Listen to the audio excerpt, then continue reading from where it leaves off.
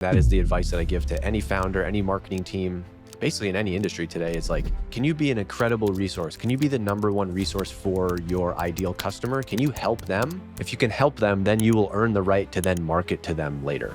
When we look at the equation of success in marketing, success in content, for some reason, it seems like what's not usually included in that equation is just pure time spent being consistent with it. Today, we've done, I think we're like episode 230. We've put out a podcast every single week.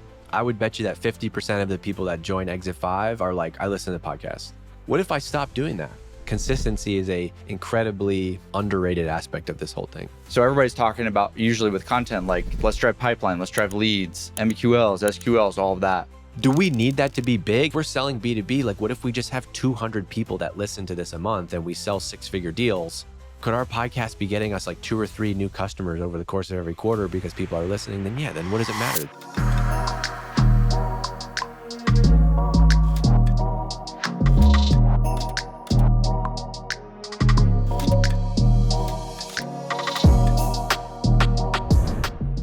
Dave, good to have you back on the show, man. It's good to see you. We finally got to hang out in person.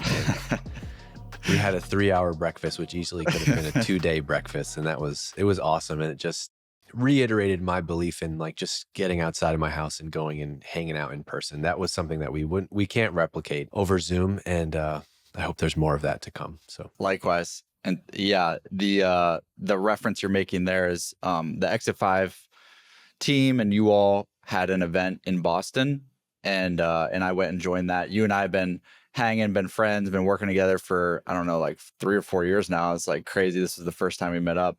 To your point, we probably could have talked for like 2 days straight, so we had to cut it short. Yeah. But yeah, good to catch up here. I think the last time you were on this show was maybe like 8 or so months ago.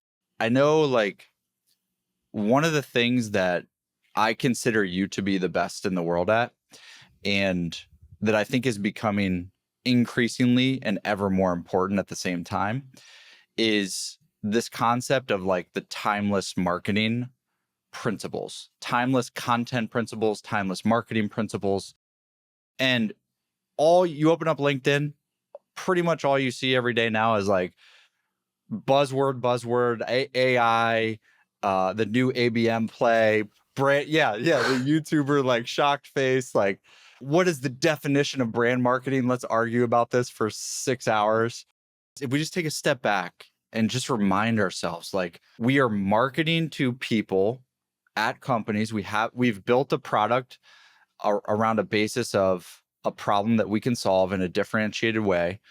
And how do we get the attention, awareness, affinity, trust so that they purchase from us? So you had a great post like 2 weeks ago, and you just listed off in bullet point fashion, like 20 timeless marketing principles. So my thought here is today, let's go through these one by one, just see what comes up. Like, all right, wait, can I first give you the why I like this stuff? Yes.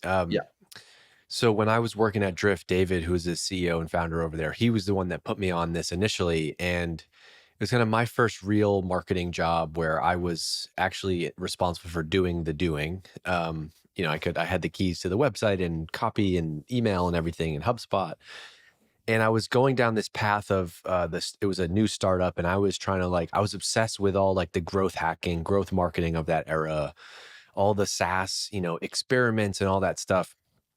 And he basically saw in me more of a copywriter, storyteller. I have this ability to get people's attention, to tell stories, to write hooks and headlines. And he was like, hey, don't try to become something you're not. Don't become this spreadsheet driven marketer. And that's not to say that I don't use spreadsheets and don't measure anything. I do believe in the funnel, right? But he was like, go study like the timeless principles in marketing, because we're in this world of B2B, SaaS, and everything is the same. Go back and study copywriting, advertising, direct response marketing, Claude Hopkins, Eugene Schwartz, David Ogilvy, Bill Bernbach. And it's almost like, politics and whatever you're hearing about in the media today. It's like, I love reading history, because when you go back and read history, you're like, oh man, this is just the same stuff. Like the political conflict that's happening in the country today could be compared to something that happened in, the 1600s somewhere. And that's just because we're all people. And yes, we change and evolve, but the roots of how we are and how we operate go read like Harari's book *Sapiens*, right? Just a Mm, study of humans and people. And so going back and reading these copywriting books, like I'd be reading, I think it was called Scientific Advertising from Claude Hopkins. Maybe it was written in like 1927. I remember like highlighting every page and I'm sending it. I'm like, this was 2016. And I'm like, everything in this book is like what we're dealing with right now. And recently I took a break from reading marketing books and I got back into something recently and I reread Seth Godin's Purple Cow. And the concept in Purple Cow is like, if you're driving down the highway and, I'm in Vermont, you see lots of cows, right? Cows are either brown and white or black and white, or maybe they're Oreo cows. Nobody talks about the cows because you see them all the time, right? But if you're driving down the road and all of a sudden you see a purple cow, you're going to tell everybody about that damn purple cow. And I'm talking to founders today. I see people in the Exit 5 community. It's more important than ever. Like, how do you stand out? How do you be different? Purple Cow was written in the early 2000s. I reread another book of Seth Godin's called Permission Marketing, which was written right before 2000. And I'm like, man, this is all the same stuff. It's all the same stuff. And Matt on my team has been pushing me because I talked to you about this at breakfast. I'm like, sometimes I have this thing where I'm like, oh, I haven't been a CMO in a while. What do I know? And he's like, dude, but you know the timeless stuff. And you said the same thing. I think you said this line, either you or Matt. I don't know who I'll give credit to this line to, but they were like, Seth Godin hasn't been a CMO for 30 years. Nobody sees his post and is like, oh, what does this guy know? And so I do think the timeless stuff is important. And I also think it's therapeutic in some way where I've been going crazy. I know you have too. It's like the pace of which innovation is happening in AI and business and marketing in particular today is just insane. You open up LinkedIn and every single day it's a headline: breaking news, this Gemini update, this Perplexity update, this ChatGPT update. It's just every week it's new. And I think it's important to stay up on that stuff. But I think you have to take a step back and understand some of the principles. And so I love this topic and I'm happy to dive into that with you. yeah, it's like the discipline of marketing has been around for 4,500 years.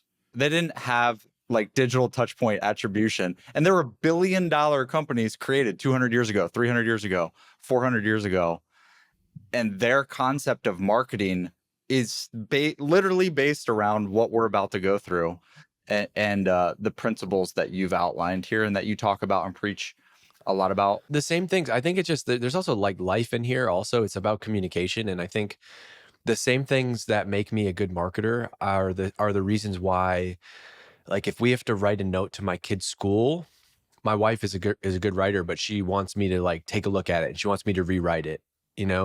My family wants me to be the one that gives a speech at a wedding or a graduation or something. And I'm like, I see those threads now and I'm like, yeah, that's very similar to the art of marketing and communication. And just in my world, it's B2B marketing, but I think it's all the timeless people stuff.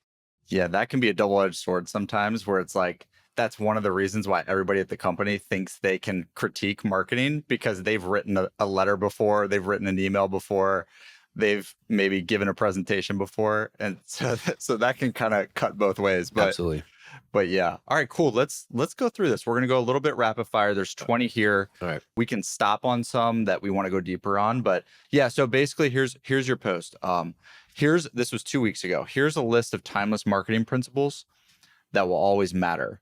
Number 1, know your customer better than anyone else. That's step 1.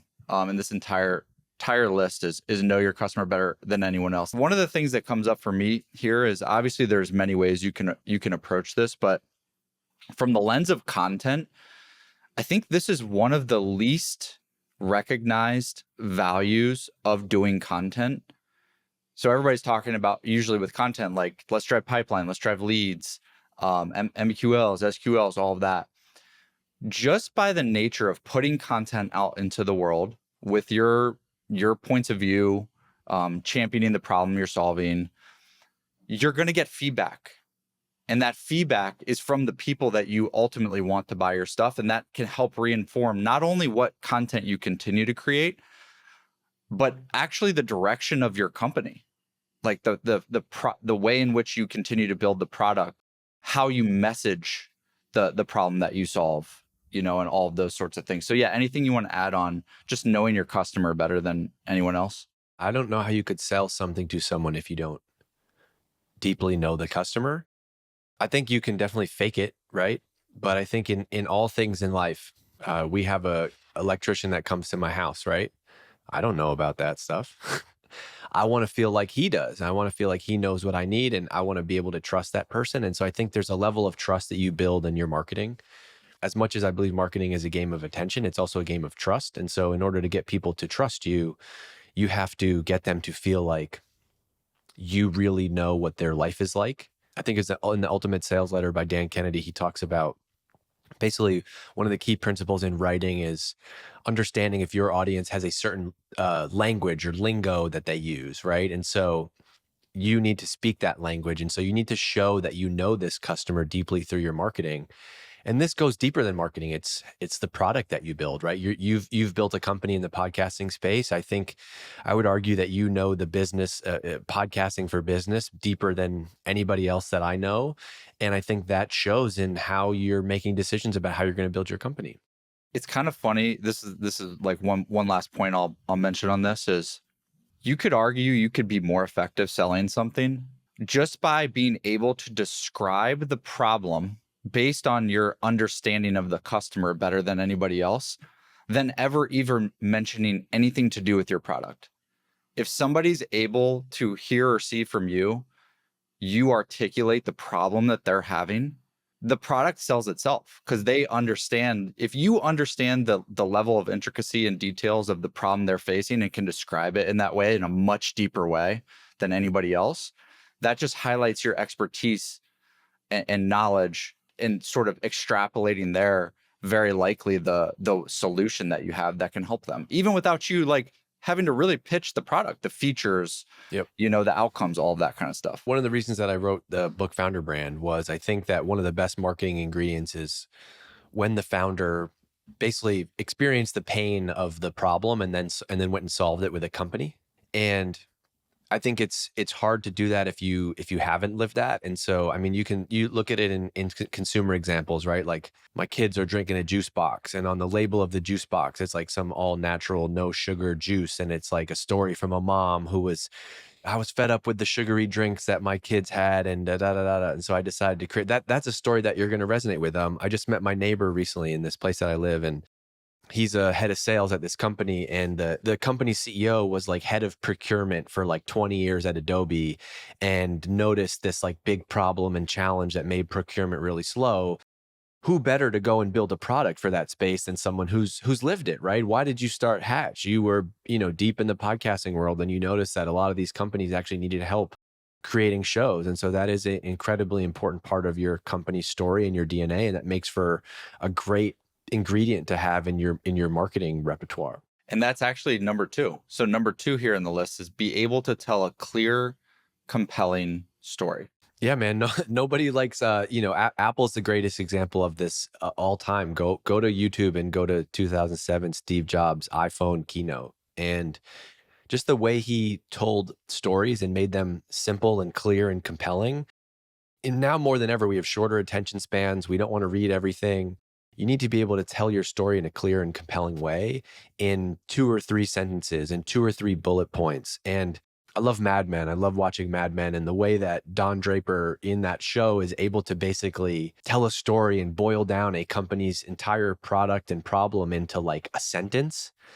That is what this is all about. When we were at Drift, we were selling a chatbot product, but we came up with this idea of no forms. We want to replace your lead forms and do it with a chatbot. And basically those 2 words, no forms, became the kind of the crux of all the main thing in all of our marketing. And I love that. That was basically like 2-word positioning. We didn't need a positioning framework. We didn't need a positioning document. We didn't need all these like sales enablement things. It was like the whole product strategy and product roadmap and marketing was all about this concept of no forms. And I think the simpler you can make your idea, the more it's going to be able to spread.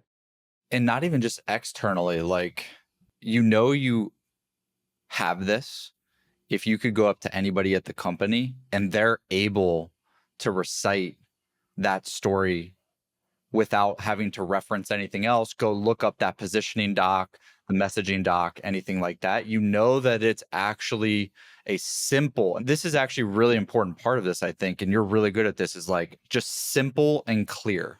this doesn't require 3 or 4 paragraphs worth of context to like, you could extrapolate it and really like draw it out. But to your point, it's like yours at Drift, 2 words, no forms.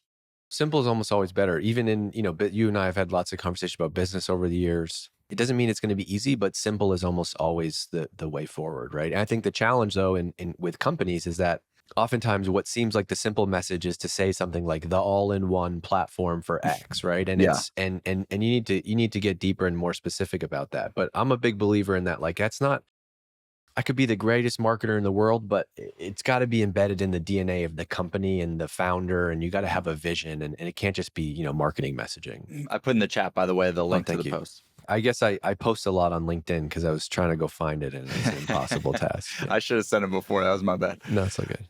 All right. Number 3, focus on solving real problems for customers. I think with this, we can have it be the context of like the solution of the product itself, or even just in the content and the marketing, vehicle for solving customer problems. Yeah, this is I forget where I read this back in the day, but it's like people don't want shovels, they want holes. They want the hole dug, right? They don't care how it gets done, if it's a shovel, if it's by hand, they want the outcome, right? And or there's that classic graphic I saw Sean from MFM posted this recently, and it's that graphic where like, you got regular Mario, and then Mario takes the super, becomes superpower Mario. It's like, how can your product be that for the customer?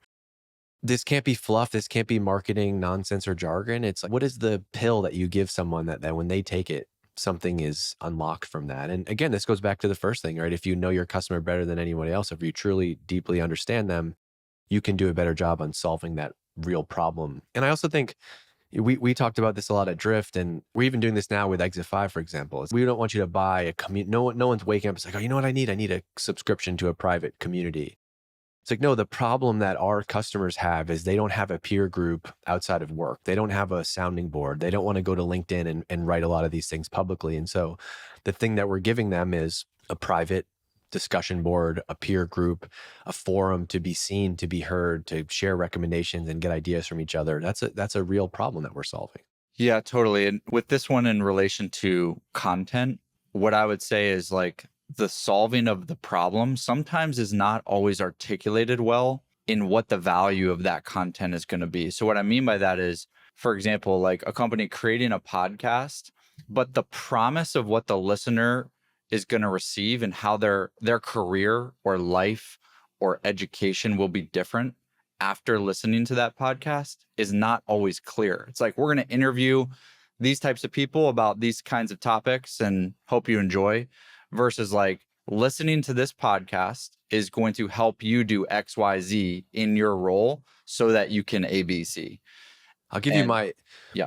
OG content example that I always reference was I was maybe 23, and I was working at this company, and my boss, for like this tiny little part of the product I was working on, my boss asked me to, create a marketing plan. And I was like, a what?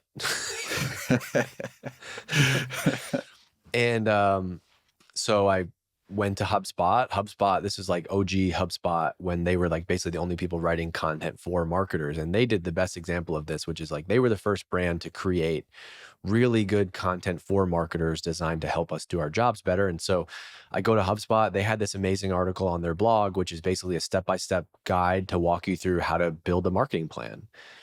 And I pretty much just used that verbatim, and I created my marketing plan. I shipped it to my boss, and she was like, holy shit, this is amazing. And I was like, yeah, right. But perfect example. Guess what turned that experience? It wasn't just reading that post. It was like the reading the post, making it mine, shipping it, putting it into play. That cemented me as a like HubSpot super fan back in the day, because I'm like, this company, I wasn't even a customer. I didn't become a customer of theirs until 10 years later. It was like cemented it as like, okay, this company just like helped me do my job, and it had nothing to do with their software. That is still the best example of marketing. And that is the advice that I give to any founder, any marketing team, basically in any industry today, is like, how can you be can you be an incredible resource? Can you be the number one resource for your ideal customer? Can you help them? If you can help them, then you will earn the right to then market to them later. That is such a good example, especially parlaying to number 4. Number 4 is build a memorable brand. What's very interesting about that example is that they did not convert you to a customer for essentially 10 years. Now, I'm assuming now with Exit 5, you all are spending a good amount of money with HubSpot, but that original interaction you had with their content and the value it provided stuck in your memory for the next 10 years, essentially. And it ultimately did convert. You were part of this 95% of the market that wasn't looking for that solution at that time, but they were memorable enough because of the value they provided you and Yep. helped you in your career. That's a perfect little segue there. That's a good plug for the 95%, right? Yeah. But that's how you do it. It's like you work backwards from like, who's the person that ultimately we want to sell to one day, and what is the thing that we can help them with? Maybe we sell, HR software, right? Well, the content for that company that sells HR software, not everyone's going to be in the market for that. Maybe it's once a year, maybe it's once every 4 years, or you're a payroll provider, right? But if you can be providing relevant, useful, in-depth, meaty content about my job in HR, you can turn me into a fan. And that's where I think like something like a podcast for HR professionals, not about the company at all, but all of a sudden like, oh, nobody else has a show for people that work in HR. I've become a fan of this show. Or there was that example, how Caspian did that, like they do those fiction, they do those narrative podcasts, right? Great. It's a great example of, they work with that company. I think I forget what it's called now, but I think it was Gym Pass at the time. They rebranded, I don't know. But anyway, they were working with the HR company and they created a murder in HR, narrative style show. They didn't talk about the product, but it happened to be put on by that company. And guess who's going to listen to that? Who's going to listen to Murder in HR, right? Not my accountant, probably one of the millions of people in this world who work in HR. Perfect example of how you can use content to market to the 95%. What's your take on like, there are more brand, and I think this is really cool to see in B2B, like there are more companies taking an entertainment style approach with just like, if we want to just call it more just pure top of funnel entertainment style. ClickUp's a good example. Like they're creating like skits, like, LinkedIn skits and stuff like that, actually for the HR ICP. When it comes to memorable brand, like there's always this like, there's this tough balance to strike between like, I can get your attention, but am I actually creating a connection between that attention and our product? And where is that line of, how important that is pure attention? Like, what's your take on this from just a memorable standpoint? Is there a line there when it comes to like that entertainment versus educational? And what's your thoughts on that? I would want people to know that our company put it on in some way. And so it could be presented by my friend Pranav, who runs this company Paramark, and they do marketing attribution and measurement. And they're a measurement company and they're one of our sponsors at Exit 5, and he doesn't really want to measure anything. And I'm like, well, how are you going to track this? He's like, because people are not dumb, right? He's like, if I go on your webinar and I do a good job, I don't need a UTM link for that. If I am captivating and interesting, people are not dumb. What are they going to do after that? Wow, that guy was really interesting. He really helped me out. What's his name? I'm going to go to LinkedIn. I'm going to follow him. I'm going to go check out the website. And so I think part of this is we need to give people more credit, and we need to be more patient in marketing. Not everything in marketing can be this like direct response campaign, right? The other way I would answer that is I love me some Gary Vee. I love that man. And if you don't like Gary Vee, then I don't like you. No, just kidding. Plenty of people don't. That's okay. But I sent this video to our team recently where he was doing one of his like 4Ds calls where he basically, people do consulting with him. And this guy's like, I'm posting LinkedIn videos all the time, or I've made, 700 TikToks, and it's just, I listen to your strategy, Gary, and it's not working. And Gary's like, maybe the videos are just not good. Yeah. And that's hard to say. We don't like to say, but maybe it's not good. And so I think if the content is really good, I think if you try to do this safe, like it's funny, but it's by us, check us out, right? But then you look at someone like Ross Pomeroy, look at Corporate Bro, hilarious. Everything he posts is a 10, right? That guy, he's hilarious. He doesn't miss. He has clearly captured the minds of like a salesperson, right? And he makes amazing content for them, right? Let's just say he worked at a company like Salesforce, right? if he's making good content for that company and he works at Salesforce, by association, people are going to think of Exactly. Salesforce when they see them. And so I think it's in the mechanics of it. It's not like, oh, do we have some perfectly timed follow-up email after this? It's like, I think you really have to try to be the purple cow, be remarkable with that content, and then you can earn that connection, right? Or if you're going to try to do something that is completely brand driven and not direct response at all, I would be thoughtful about like, how do we connect the dots? And so maybe we sell marketing software. We're going to do a CMO, a retreat for CMOs at this like, resort in Miami. We're not going to sell us the product at all. If we if we put on an amazing event and people have an amazing time, of course they're going to remember us. Of course they're going to think of us. And then when we do, you still have to do marketing. You still have to reach out later. When we do some outbound, the whole point is to get people to know, like, and trust you. So then when you go and try to sell someone, they're like, oh Yes. yeah, I know this guy. Okay.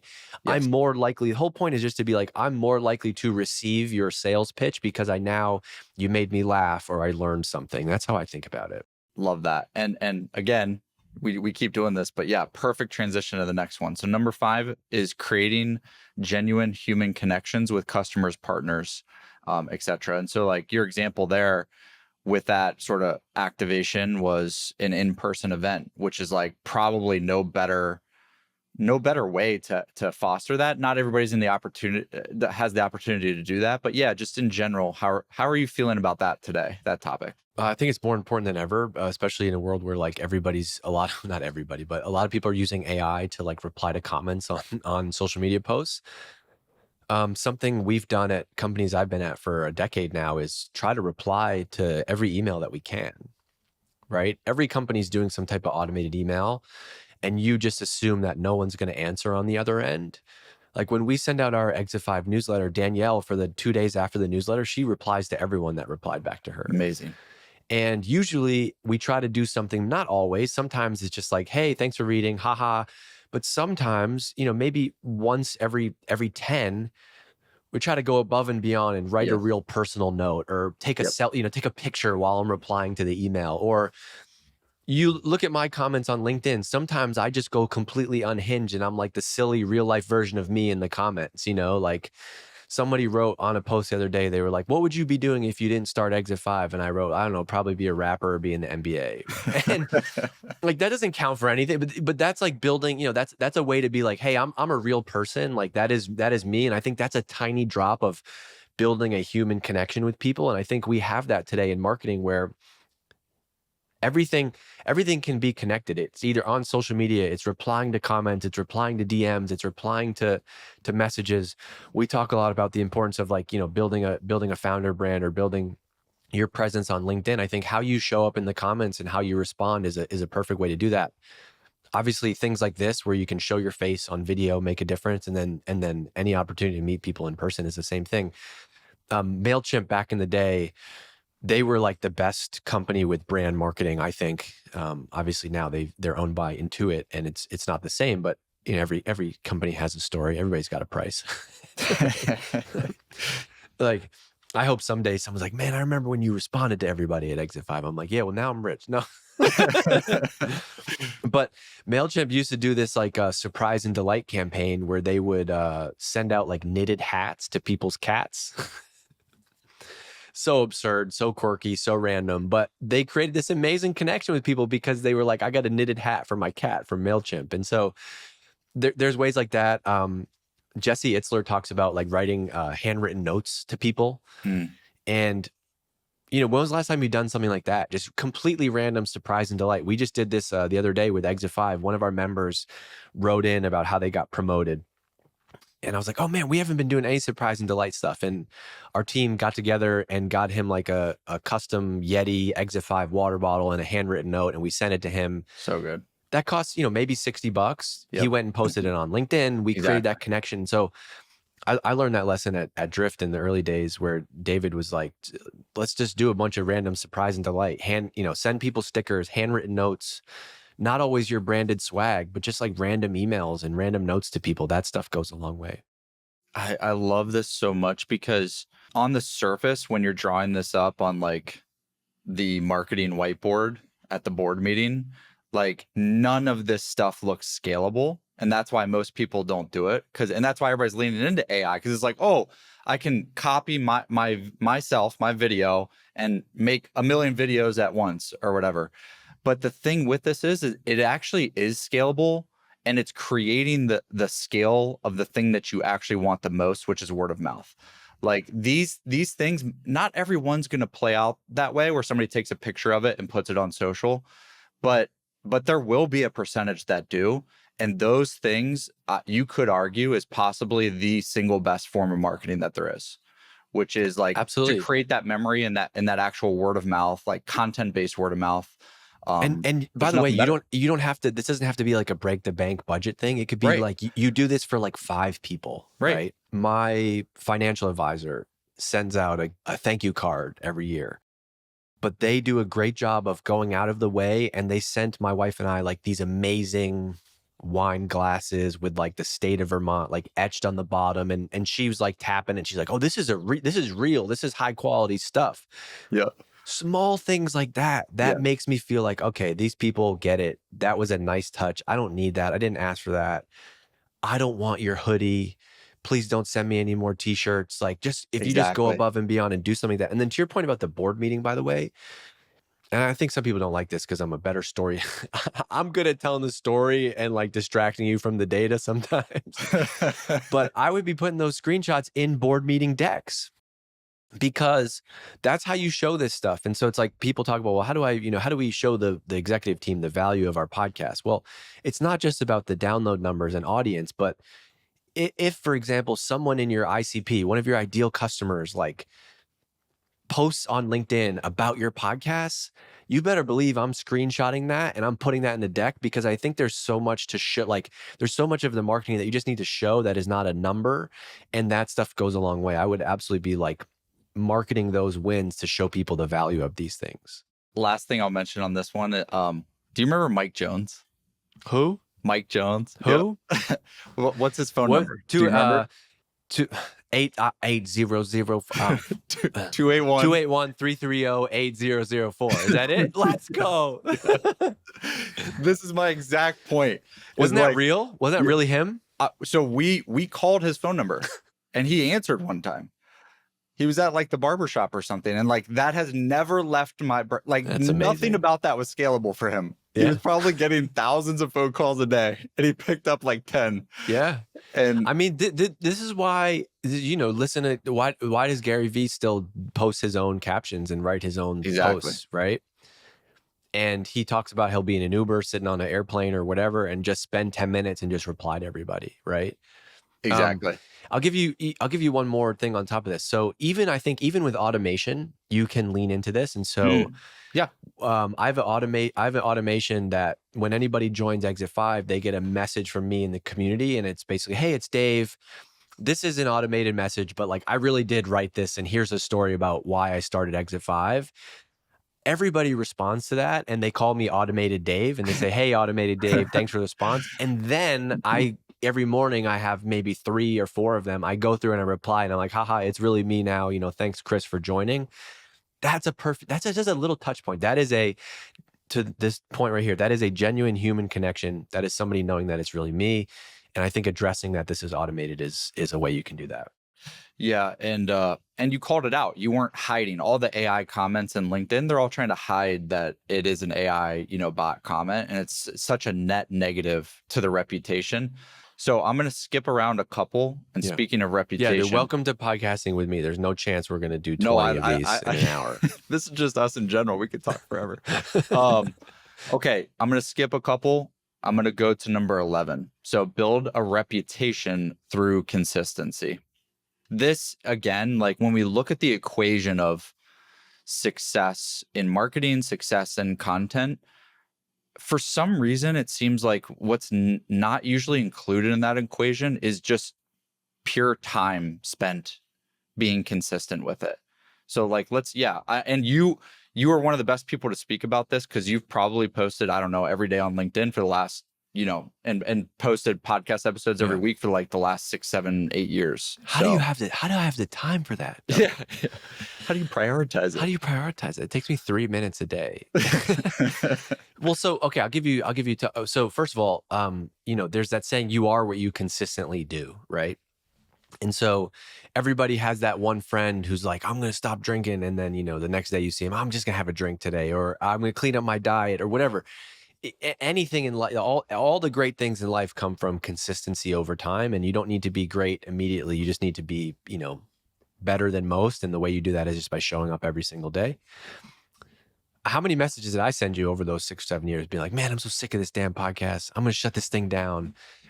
And there was a moment 2 years ago where I was like, I'm going all in on Exit 5 as a business. This podcast is a channel for us, whether I like it or not. I'm burnt out on doing these interviews. We just got to keep doing it.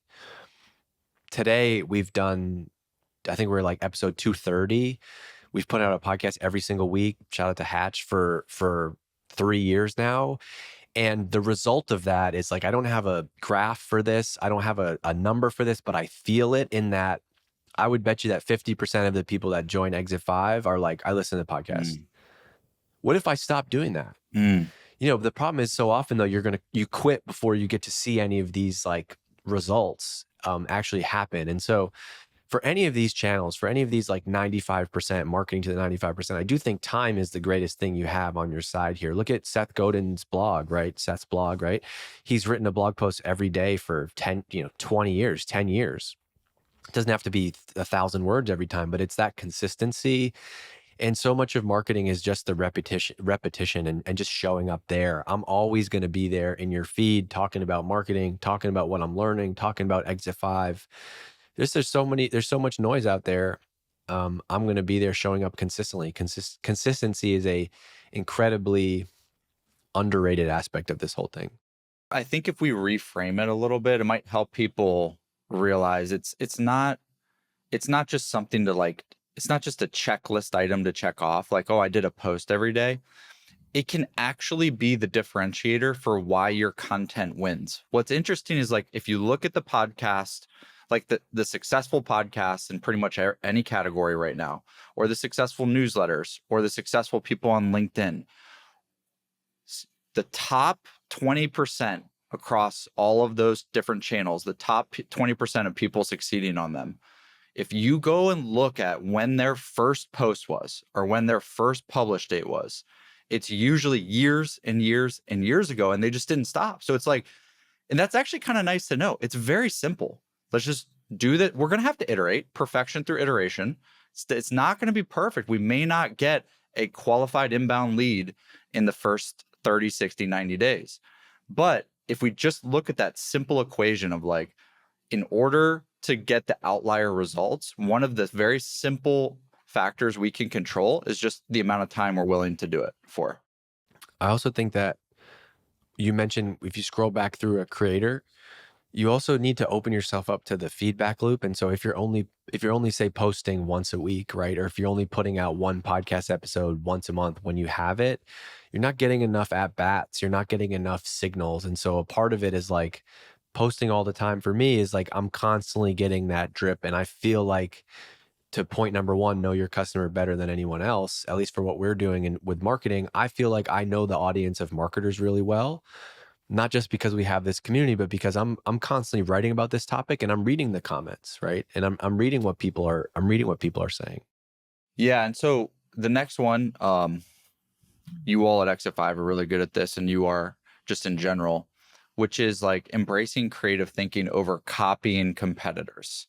This is very easy for people to do in content. I feel like for teams, they're like, oh, they've got a newsletter, like we should do one. They've got a podcast, we should do one like this. And there's not really any other formula they're using for what that content should look like, other than sort of like just kind of mimicking what somebody else is doing. So how do you look at that just creative execution for whether we want to call it like differentiation, or, putting your own POV and, narrative in it and all of that kind of stuff? I think all of the opportunities to take chances. Look at startup investing as an example of this, right? The investors and VCs who have seen outsized returns on their investments are the ones who invested in Uber when it seemed absolutely crazy that you're going to call a car on your phone and get into a car with a stranger, right? And, the hard part is like 90%, even 99% of those things often flop. But Yeah. it's the one or two things that you hit on Yeah. that you find that outsized return. And I think it's the same theory applied to marketing. And it's even more important than marketing today, where if you were the first like, so when you could send emails, I don't know, maybe like late 90s, if you were the first brand and you were doing email marketing, there was probably nobody else in your customer's inbox. And so if you had somebody's email, you're probably going to get a 90% open rate on that, right? Today, by the time I go check my inbox again after this call, I'm going to have 300 new emails. It's insanity. There's so much noise. And so the opportunity is to stand out. Go back to what we talked about with Purple Cow. So embrace creative thinking over copying competitors. You're just going to end up in that same stream of, black and white cows, and you want to be the purple cow. Now, it doesn't mean you have to do something crazy or absurd, but it could mean that, like, yeah, maybe all of your competitors write 5 blog posts a week and they're kind of okay, and they're kind of just kind of listicles. Be like, you know what, we're not going to play that game. We're going to write 1 article a quarter, but it's going to be like 3,000 words, deep research, graphics. We're going to do a podcast on it. We're going to make a video of it. And that's going to be our content play. Gong was a great example of this. When we were at Drift, they kind of just played a different game. They had this thing called Gong Labs, and they would basically once or twice a month publish a meaty report. And that report would outkick, them writing 30 blog posts in a month. Love that. And yeah, it's like I think just from the time, like if we zoom again out to like, this is all the timeless stuff. And so if we look at this from like first principles, the person who created the outlier success with either like a content strategy or a marketing strategy, by definition, usually when it's outlier means they weren't following a best practice. The best practice is created after that person figured that out, and then everybody started replicating it, and then over Yeah. 5 years it just gets beat to death. Yeah, it's like my least favorite, and some of this is there's a game with YouTube and content, and you can just play it. But my least favorite content on the internet is like about how Mr. Beast did anything. Yeah. Like I get it, it's like, yeah, maybe like I want to watch a documentary about like the '96 Bulls, and it's fun to understand that, and I think it's good to learn. But you're not going to make any progress by copying that. You need to find a lane, find a gap. One of my favorite things in marketing, and I'm not good at this, I want to do all the things all the time, but I would much rather you be like, our only marketing channel is going to be TikTok, period. Mm, Or pick a channel, right? right. Pick one. Newsletter, Yep. Substack, direct, whatever. Yep. Because I think what happens in marketing a lot of times is like, yeah, everything does work. YouTube works, TikTok works, email works, events work. But when you try to do all of them, you just end up uploading videos to YouTube, and each one of them has 17 views. But if you're like, no, we're going to go all in on YouTube, we're going to really make a YouTube first content strategy. And you need to you need to burn the boats. You need to be like, this is the Yep. only thing we're going to do. Yep. Like at Drift, for us, that was LinkedIn at that time. We didn't really bother with any other social channels. Pick that one thing and make that thing the main thing. And then from there, you can add on. So boom, you prove out success with TikTok. Maybe now you might be good at YouTube long form. But there's just a part of the creative thinking, I think, is also being specific and intentional about where are you going to play. Completely agree. And that leads into let's do 2 more, and that leads into the measuring part. And this is honestly probably why a lot of these timeless principles we're talking about, which I think very few would argue against. But the challenge, I think, for some marketing teams is how they are measured and what they are held to doesn't necessarily allow them the opportunity or the time to explore some of this stuff. So if we were to champion these ideas, I think part of our job is to help champion how to look at measurement in a way that the company strategy can be aligned on that, so that the marketers can so the content team can go do it, the marketing team can go do it. So the post here for this line item was measure what matters, not vanity metrics. And usually not everything is worth measuring. Hmm. So I think the biggest mistake with the measurement stuff is not that it's not trackable. I think you can track anything really today in marketing. I think it's about being able to articulate the strategy and then how this channel, so like let's use TikTok in that example. It's not just like we're making videos on TikTok, what the heck, they're not driving sales for us. It's like, wait, nope, let's zoom all the way out and be like, hey, my name is Dave, I'm the head of marketing at this company.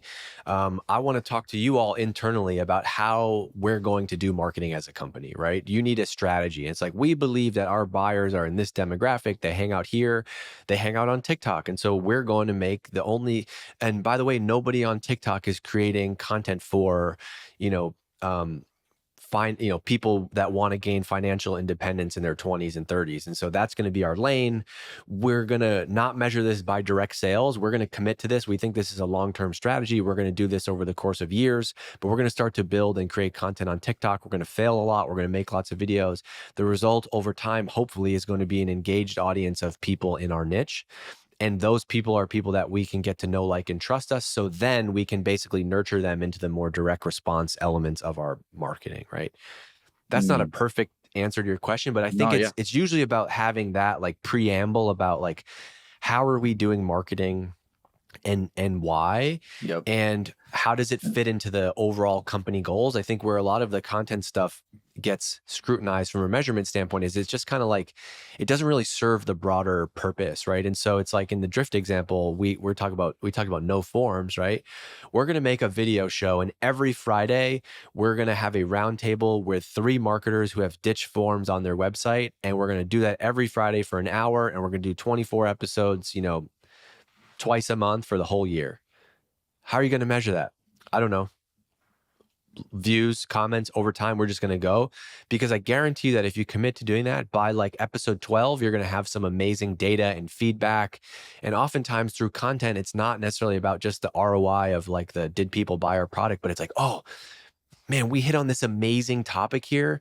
And Chris, our friend Chris Walker, has talked about this, just like the value in him having a podcast for his business, which is basically like using the podcast or a webinar or a live show to basically get on the mic and just kind of rant about a topic that was a hot button.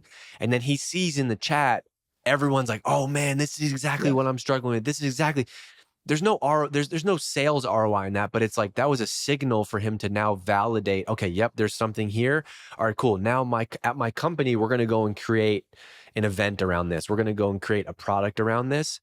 I just think you get in this bad game of like, you can't measure all content as direct response. And look at every brand that's ever been built. If they only looked at their marketing and measured it on the direct response, Coca-Cola would not be Coca-Cola.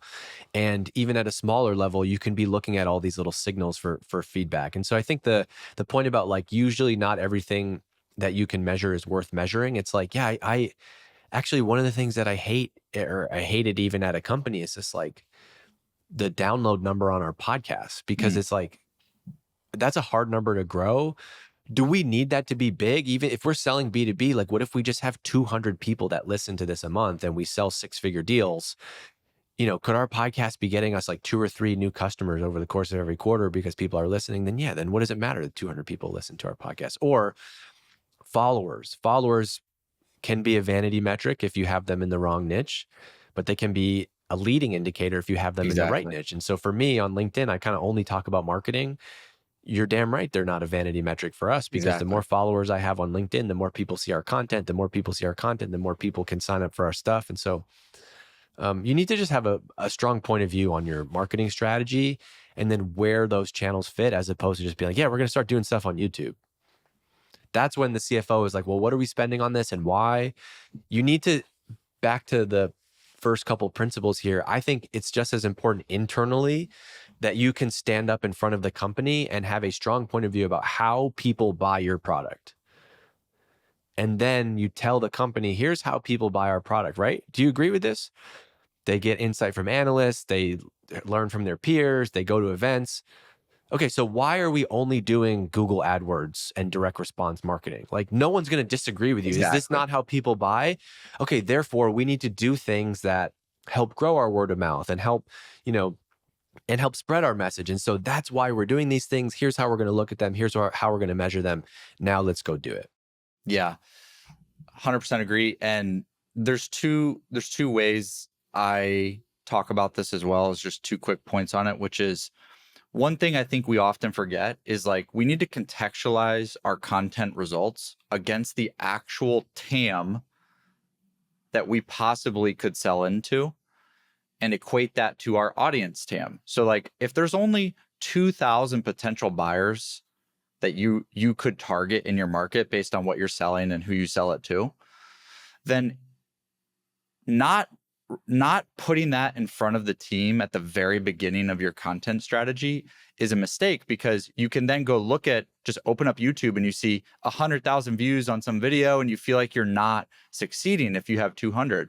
But really what you've done is if you have 200 views or 200 downloads and your audience TAM is 2,000, you've just captured 10% of your market paying attention to your content, which is going to obviously make it far easier to sell to those folks, either because they remember you when they move in market themselves, or you capture them with some direct response other thing on some other channel, but they've already got affinity with you because they've been consuming your content. So like one of the goals is like, how about we just try to get 50% of our audience TAM to have viewed, downloaded, read, watched, listened to any of our content on any of the channels. Yeah. And you can I just had a CMO on our podcast recently, and she runs marketing at $1 billion like internet infrastructure company.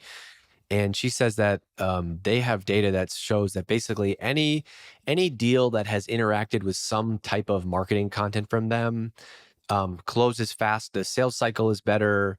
They spend more money. And so it's like, how can you look at metrics like that as opposed to like, you're never going to be driving in your car, listening to a podcast, hearing about a company and pull over and go fill out the form on their website. That's just not how it works, right? The other thing I would say is about the hugely, hugely underrated and undervalued piece of content strategy is the feedback loop. I can't stress that enough. And so I would be showing in my decks to the company, hey, look, we wrote this post about, we wrote this post about a topic, right? We're an AI company. We sell, an AI SDR tool. I'm just making this up. And we wrote a post about something that we're doing. And look at this comment. This woman suggested that like this might be an interesting idea if someone did X, Y, and Z. 6 weeks later, we actually wrote a report. We delivered on the thing she mentioned, and the report was the most viral thing we've ever done. I want to show people that whole loop there, because I think that shows the value of content. Let's stop looking at every single piece of content and trying to measure the ROI of that. It is the most unbelievable channel. In his last book, Day Trade, I think it's called Day Trading Attention, Gary Vee talks about how like basically we're living in the greatest time ever as marketers, because you can just publish anything for free to social media and get a response and feedback. And then that post that post that popped off, you can then take that, edit it, turn it into paid, promote that everywhere. Like for Exit 5, we take posts that I write and then we boost them as thought leader ads. Exactly. When we know the topic already hits. And so much of being good at content is showing this. And I just think a lot of times we don't show the strategy of content inside of the company. And then you just end up with like once a quarter, the CFO is like, we're spending $250K on writers for this company. What's the ROI of that? And that's the position you don't want to be in. You need to play offense and preempt all of that. 100%. Yeah. And there's direct response advertising, but there's also direct response content. And direct response content is not looking to convert the viewer, reader, watcher into a customer. It's just looking to convert them into subscribing, following, engaging, leaving a comment, like driving an action that feeds the feedback loop and your overall audience. That is the point of that 95% content, which is still looking for an action, to like a signal. You're trying to get a signal that the content is resonating. Otherwise, you probably do need to iterate. Like if you're not getting a lot of that response and that feedback, and like zero growth on any of those content channels, like that's a signal. Well, once you have an audience, however big or small it is, also, let's just use a podcast in this example. You can talk about your stuff on that channel and use that as a way to get them further into your funnel. And so let's say you host a podcast for CFOs, right? I would create some type of content offer on that podcast and be like, hey, and just put our own ads on that show. Like if I'm at a company, right? And it's going to be like the pre-roll or the mid-roll or at some point during the show and be like, hey, by the way, if you like this, I don't want your ratings and reviews. Who cares about those? But if you're interested in, if you want to learn more about being a high performing CFO, we actually just wrote the guide to being a high performing CFO in 2025. If you're a listener of this podcast, I know you'll like it. Go and check it out now. It's .com/whatever. 7 people that listen to your show are gonna go check that out. Like you can build those bridges in a creative way. That was how for the first time I got sponsors for Exit 5. I was like, man, this audience is this podcast is awesome. I think we have something here. Let's see if I can get sponsored from this. I literally in my phone I recorded an ad and I just said, hey, it's Dave. I'm looking to bring on my first sponsor of the Exit 5 podcast. If this is something you're interested, email me dg@davegerhardt.com. 2 weeks later, I had 5 inbound messages from people who listen to my show that wanted to sponsor it. Like, why can't you run that same play? There are smart ways to connect the audience with like lead magnets in some type of way to bridge the gap between branded stuff and direct response. Exactly. Dude, this was great. I think we got through 10 of the 20. We'll do a round 2 on this the next time. This was so good.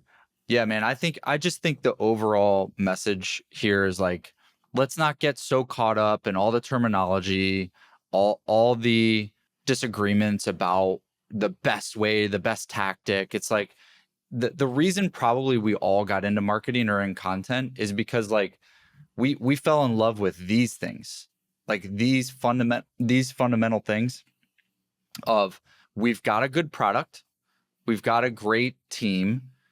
How can we get more people aware of this and interested in buying it?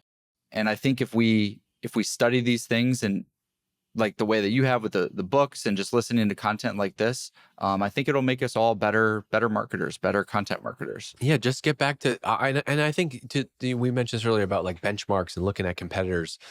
Just look outside of your industry at the same time, like which creators, you're an astute, you're a big studier of other people, you're always sending me like comedians and you're like, oh, look at like how Andrew Schultz like did this, promoted his Netflix special, right? Like that might not connect directly to you selling to CFOs, but I'm sure there's some plays in there that you can run. And I think if you focus more about creating great stuff for the audience that you want to sell to and don't talk about your product, that is the best place to start. Let's create an awesome show for CFOs. And I think if we just focus on that part, the rest of it, converting them that's going to be the easy part. It's when you try to do both at the same time, then you get neither.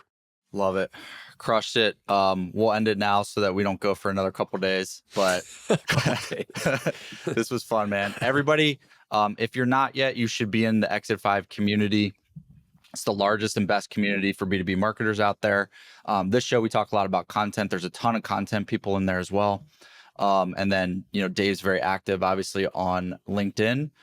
So follow him there. They actually just put out, by the way, today, a B2B marketer salary report, which has got a lot of great data around like if you're in the market for a job or exploring a job in the marketing space, like it's a really good report. And actually just if you just want to study from a content perspective, one of the best content plays I've seen in a while as well. So go sign up for that. Dave, appreciate it, man. Always good. Yeah. talking. And listen, let me just say for a second, I'm a humongous fan of Hatch and I have been since the beginning. I think I was one of the first people using it. They do all of our shows at Exit 5. If you have a podcast for your, like I think what's cool about what you can offer to people is I think the marketing team at the company should focus on making the thing great. And then you should find a partner or an expert to run the show for you. And that is what Hatch can do. It's like, are you going to bring in, if you want to get great at advertising or SEO, right? Your company is going to own the messaging and the creative, and then you're going to find someone outside to execute that. I think Hatch is clearly the best partner to do that. I've been using Hatch for 7 years, and I if Hatch went away, I would be back on one of those, god awful marketplaces online trying to find someone in some foreign country to edit my podcast. It would just be a disaster. So I'm thankful to have Hatch. Appreciate you, man. Yeah. Awesome. All right. We'll catch everybody on the next one.